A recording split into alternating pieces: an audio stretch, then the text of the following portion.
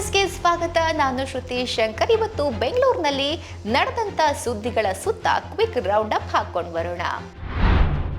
ದೊಡ್ಡ ಪ್ರಮಾಣದ ಉದ್ಯೋಗ ಸೃಷ್ಟಿಸುವ ಆರ್ಥಿಕ ಕ್ಷೇತ್ರಕ್ಕೆ ಕೊಡುಗೆ ನೀಡುತ್ತಿರುವಂತಹ ಗೇಮಿಂಗ್, ಆನಿಮೇಷನ್, ವಿಜುವಲ್ ಎಫೆಕ್ಟ್ಸ್ ಕ್ಷೇತ್ರದಲ್ಲಿ ಇನ್ನಷ್ಟು ಉತ್ತಮ ವಾತಾವರಣ ಸೃಷ್ಟಿಸಲು ಪ್ರತಿಭಾ ಪ್ರದರ್ಶನಕ್ಕೆ ಅವಕಾಶ ನೀಡಲು ಹಾಗೂ ಈ ಕ್ಷೇತ್ರದಲ್ಲಿರುವವರು ಒಂದೇ ವೇದಿಕೆಯಡಿ ಚರ್ಚಿಸಲು ಜನವರಿ 29ರಿಂದ 31ರವರೆಗೆ ನಗರದ ದಿ ಹೋಟೆಲ್ ಲಲಿತ್ ಅಶೋಕ್ನಲ್ಲಿ ಬೆಂಗಳೂರು GAFX 2024 ಸಮ್ಮೇಳನ ನಡೆಯಲಿದೆ. ರಾಜ್ಯದಲ್ಲಿ ವ್ಯಾಪಾರದ ಬೆಳವಣಿಗೆಗೆ ಅನುಕೂಲವಾಗುವಂತೆ B2B ಸಭೆಗಳು ಮತ್ತು ವಿಶೇಷವಾಗಿ ಸ್ಟಾರ್ಟ್ಅಪ್ಗಳಿಗೆ ವೇದಿಕೆ ಕಲ್ಪಿಸಲಾಗುವುದು ಎಂದು ಸಚಿವ ಖರ್ಗೆ ವಿವರಿಸಿದರು. 29ರಂದು ಸಮ್ಮೇಳನವನ್ನ ಮುಖ್ಯಮಂತ್ರಿ ಸಿದ್ದರಾಮಯ್ಯ ಉದ್ಘಾಟಿಸಲಿದ್ದಾರೆ. ಸಿಲಿಕಾನ್ ಸಿಟಿ ಮಂದಿ ಇದೀಗ ಮೆಟ್ರೋ ಜರ್ನಿಯನ್ನ ನೆಚ್ಚಿಕೊಂಡಿದ್ದಾರೆ. ತಮ್ಮ ಸ್ವಂತ ಗಾಡಿ ಬಿಟ್ಟು ಮೆಟ್ರೋ ಹತ್ತುತ್ತಾ ಇದ್ದಾರೆ. ಜನರ ಅನುಕೂಲಕ್ಕೆ BMRCL ಪರಿಚಯಿಸಿದ QR ಕೋಡ್ ಸಕ್ಸಸ್ ಆಗಿದೆ. QR ಟಿಕೆಟ್ ಪರಿಚಯಿಸಿ 1 ವರ್ಷ ಕಂಪ್ಲೀಟ್ ಆಗ್ತಾ ಇದ್ದಂತೆ ಹೊಸ ದಾಖಲೆಯೂ ನಿರ್ಮಾಣವಾಗಿದೆ. ಹೌದು, ಡಿಜಿಟಲ್ ಪಾವತಿ ಮೂಲಕ ಟಿಕೆಟ್ ಪಡೆದು ನಮ್ಮ ಮೆಟ್ರೋದಲ್ಲಿ ಪ್ರಯಾಣಿಸುತ್ತಿರುವ ಪ್ರಯಾಣಿಕರ ಸಂಖ್ಯೆ ಏರಿಕೆಯಾಗ್ತಿದೆ. ಇದರಿಂದ ಸಹಜವಾಗಿ ಬೆಳಗ್ಗೆ ಸಂಜೆಯ ಹೊತ್ತಿನಲ್ಲಿ ಟಿಕೆಟ್ ಕೌಂಟರ್ಗಳ ಮುಂಭಾಗ ಉಂಟಾಗುತ್ತಿದ್ದ ಜನದಟ್ಟಣೆ ಕಡಿಮೆಯಾಗ್ತಿದೆ.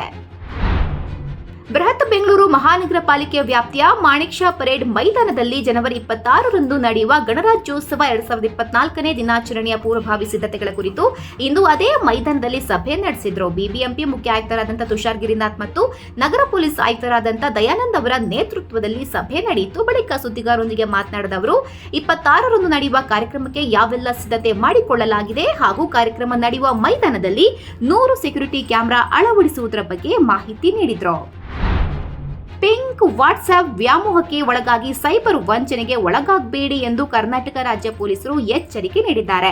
ಈ ಬಗ್ಗೆ ಸಾಮಾಜಿಕ ಜಾಲತಾಣ Xನಲ್ಲಿ ಮಾಹಿತಿ ಹಂಚಿಕೊಂಡಿರುವ ಕರ್ನಾಟಕ ರಾಜ್ಯ ಪೊಲೀಸ್ ಗುಲಾಬಿ ಬಣ್ಣದ ವಾಟ್ಸ್ಆಪ್ ಅಪಾಯಕಾರಿ, ಎಚ್ಚರಿಕೆಯಿಂದ ಇರಿ. ಆಕರ್ಷಣೀಯ ಗುಲಾಬಿ ಬಣ್ಣದ ವಾಟ್ಸ್ಆಪ್ ಬಳಸುವವರನ್ನ ಗುರಿಯಾಗಿಸಿ ಮೋಸಗಾರರು ಡೇಟಾ ಕದಿಯಲು ಇಲ್ಲವೇ ಆಂಡ್ರಾಯ್ಡ್ ಮೊಬೈಲ್ ಹ್ಯಾಕ್ ಮಾಡಲು ಬಳಸಿಕೊಳ್ತಾರೆ.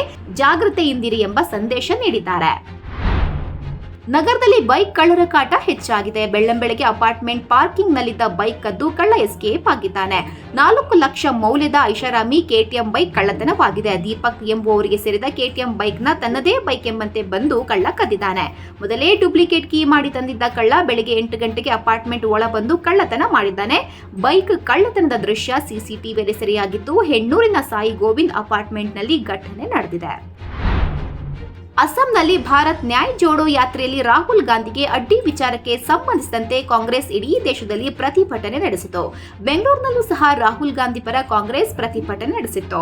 ಕಾಂಗ್ರೆಸ್ ಯುವ ಘಟಕದ ಅಧ್ಯಕ್ಷ ನಲ್ಪಾಡ್ ರಾಹುಲ್ ಗಾಂಧಿ ಬೆಂಬಲಿಸಿ ನಗರದಲ್ಲಿ ಪಂಜಿನ ಮೆರವಣಿಗೆ ಮಾಡಿ ಪ್ರತಿಭಟಿಸಿದ್ರು. ಸದ್ಯ ಮೆರವಣಿಗೆ ಭಾಗಿಯಾಗಿದ್ದ ಕಾಂಗ್ರೆಸ್ ಯುವ ಮುಖಂಡ ಮೊಹಮ್ಮದ್ ನಲ್ಪಾಡ್ ವಿರುದ್ಧ FIR ದಾಖಲಾಗಿದ್ದು, ನಲ್ಪಾಡ್ ಸೇರಿದಂತೆ 25 ಮಂದಿ ವಿರುದ್ಧ ಕೇಸ್ ದಾಖಲಾಗಿದೆ. ಹೈಗ್ರೌಂಡ್ ಪೊಲೀಸ್ ಠಾಣೆಯಲ್ಲಿ ನಲ್ಪಾಡ್ ಹಾಗೂ ಮತ್ತಿತರರ ಮೇಲೆ FIR ದಾಖಲಾಗಿದೆ. ಕಲ್ಯಾಣ ಮಂಟಪಗಳಿಗೆ ತೆರಳಿ ವಧು ವರರಿಗೆ ಶುಭ ಕೋರುವ ನೆಪದಲ್ಲಿ ಚಿನ್ನಾಭರಣ ಕದಿಯುತ್ತಿದ್ದ ಕತ್ತರ್ನ ಕಿಲಾಡಿಯನ್ನ ಮಾಗಡಿ ರೋಡ್ ಠಾಣೆ ಪೊಲೀಸರು ಬಂಧಿಸಿದ್ದಾರೆ. ಖದೀಮನಾದ ನಿಖಿಲ್ ನಗರದ ಮದುವೆ ಮಂಟಪಗಳಿಗೆ ಹ್ಯಾಂಡ್ಸಮ್ ಆಗಿ ಡ್ರೆಸ್ ಹಾಕೊಂಡು ಹೋಗ್ತಾ ಇದ್ದ. ಈತನನ್ನ ನೋಡಿದವರು ವಧು ವರನ ಕಡೆಯವರೇ ಅಂದುಕೊಳ್ಳುವಷ್ಟೇ ಈತ ಮುಗ್ಧ ಎಂಬಂತೆ ನಟಿಸ್ತಾ ಇದ್ದ. ಎಲ್ಲರನ್ನ ನಗುಮುಖದಿಂದ ಮಾತನಾಡಿಸಿ ಸಮಯ ನೋಡಿಕೊಂಡು ವಧು ವರರ ಕೊಠಡಿಗೆ ನುಗ್ಗುತ್ತಿದ್ದ. ಇದೇ ರೀತಿ ಕಳೆದ ನವೆಂಬರ್ 28ರಂದು ವೆಸ್ಟ್ ಆಫ್ ಕಾರ್ಡ್ ರೋಡ್ ನಲ್ಲಿರುವಂತಹ ಜಲರಾಮ್ ಕಲ್ಯಾಣ ಮಂಟಪಕ್ಕೆ ಹೋಗಿ ಮದುಮಗಳ ರೂಮ್ಗೆ ನುಗ್ಗಿ 1.81 ಲಕ್ಷ ಮೌಲ್ಯದ 31 ಗ್ರಾಂ ತೂಕದ ಚಿನ್ನಾಭರಣ ಕಳ್ಳತನ ಮಾಡಿ ಕಾಲ್ಕಿತ್ತಿದ್ದ. ಈ ಸಂಬಂಧ ಪ್ರಕರಣ ದಾಖಲಿಸಿಕೊಂಡಂತ ಪೊಲೀಸರು ಕದಿಮನನ್ನ ಬಂಧಿಸಿದ್ದಾರೆ.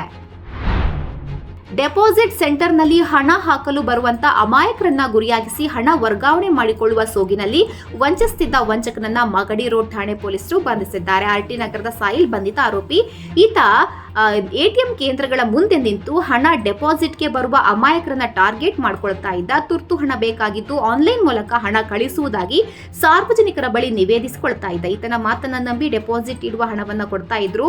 ಪೂರ್ವ ನಿರ್ಧರಿತವಾಗಿ ರಚಿಸಿಕೊಂಡಿದ್ದಂತ ನಕಲಿ ಅಪ್ಲಿಕೇಶನ್ ಮೂಲಕ ಹಣ ಕಳುಹಿಸಿರುವಂತ ರೀತಿ ಫೇಕ್ ಮೆಸೇಜ್ ಸಂದೇಶವನ್ನ ಕಳುಹಿಸ್ತಾ ಇದ್ದ. ತಮ್ಮ ಮೊಬೈಲ್ಗೆ ಸಂದೇಶ ಬಂದಿರುವುದನ್ನ ನೋಡಿ ತಮ್ಮ ಖಾತೆಗೆ ಹಣ ಬಂದಿದೆ ಎಂದು ನಂಬ್ತಾ ಇದ್ರು. ಈ ರೀತಿ ಮೋಸ ಮಾಡಿ ವಂಚಿಸ್ತಾ ಇದ್ದ ಈಗ ಪೊಲೀಸರ ಅತಿಥಿಯಾಗಿದ್ದಾನೆ. 7 ತಿಂಗಳ ಅವಧಿಯಲ್ಲಿ 2ನೇ ಬಾರಿಗೆ ಕಾಂಗ್ರೆಸ್ ಸರ್ಕಾರ ಬಿಯರ್ ರೇಟ್ ಅನ್ನು ಮತ್ತೆ 10% ಹೆಚ್ಚು ಮಾಡಿದೆ. ಫೆಬ್ರವರಿ 1ರಿಂದ ಇದು ಜಾರಿಗೆ ಬರಲಿದೆ. ಅಧಿಸೂಚನೆ ಹೊರಡಿಸಲಾಗಿದ್ದು, ಸಾರ್ವಜನಿಕರಿಂದ ಆಕ್ಷೇಪಣೆ ಮನವಿಯನ್ನು ಸ್ವೀಕರಿಸಲು ಜನವರಿ 27ರವರೆಗೆ ಕಾಲಾವಕಾಶ ನೀಡಲಾಗಿದೆ. ಅದರ ನಂತರ ರಾಜ್ಯ ಅಬಕಾರಿ ಇಲಾಖೆಯು ಈ ನೂತನ ದರವನ್ನು ಜಾರಿಗೆ ತರುವುದಾಗಿ ಅಬಕಾರಿ ಇಲಾಖೆಯ ಅಡಿಷನಲ್ ಕಮಿಷನರ್ ನಾಗರಾಜಪ್ಪ ತಿಳಿಸಿದ್ದಾರೆ.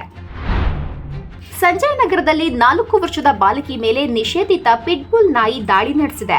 ಅಮೆರಿಕನ್ ಪಿಟ್ಬುಲ್ ನಾಯಿಯಿಂದ ದಾಳಿ ನಡೆದಿದ್ದು, ದಾಳಿಯಲ್ಲಿ 4 ವರ್ಷದ ಸಾನಿಯಾ ಗಂಭೀರವಾಗಿ ಗಾಯಗೊಂಡಿದ್ದಾಳೆ. ನೇಪಾಳ ಮೂಲದ ಸುನಿಲ್ ಎಂಬುವರ ಮಗಳನ್ನ ಕೆಲಸಕ್ಕೆಂದು ಮಾಲೀಕರ ಮನೆಗೆ ಮಗಳನ್ನ ಕರೆದೊಯ್ದಿದ್ದ ಮಾಲೀಕರ ನಾಯಿ ಬಾಲಕಿ ಮೇಲೆ ದಾಳಿ ನಡೆಸಿದೆ. ನಾಯಿ ದಾಳಿಯಿಂದಾಗಿ ಗಂಭೀರವಾಗಿ ಗಾಯಗೊಂಡಿರುವ ಬಾಲಕಿ ಸಾನಿಯಾಗೆ ಸದ್ಯ ನಾಯಿ ಮಾಲೀಕನೇ ಚಿಕಿತ್ಸೆ ಕೊಡಿಸುತ್ತಿದ್ದಾನೆ. ಕಳೆದ ಜನವರಿ 13ರಂದು ಸಂಜಯ್ ನಗರದಲ್ಲಿ ಘಟನೆ ನಡೆದಿದೆ. ಘಟನೆ ಸಂಬಂಧ ಎಲ್ಲೂ ದೂರು ದಾಖಲಾಗಿಲ್ಲ. ಇದಾಗಿತ್ತು ಇವತ್ತಿನ ಬೆಂಗಳೂರಿನ ಹೈಲೈಟ್ಸ್. ನಾಳಿನ ಸುದ್ದಿಯಲ್ಲಿ ಮತ್ತೆ ಸಿಗೋಣ. ನಮಸ್ಕಾರ.